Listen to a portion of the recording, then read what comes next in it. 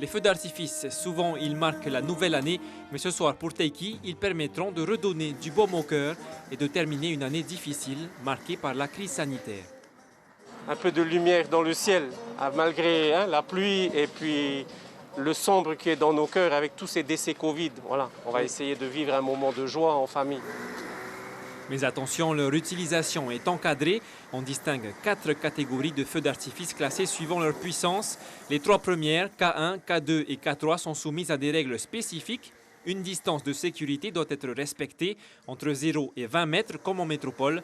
En Polynésie, le pays est allé jusqu'à interdire les feux d'artifice de type K1 aux mineurs, alors que dans l'Hexagone, ils sont permis aux enfants de 13 ans et plus. Parce qu'il y a quelques années, il y avait un peu d'excès. Donc on a parlé avec le gouvernement, on a fait une réglementation spéciale à la Polynésie. Et puis, il y a ces feux d'artifice que vous ne trouverez pas en magasin. Ces artifices K4, ils ont un poids de poudre supérieur à ce qu'un particulier peut mettre en œuvre.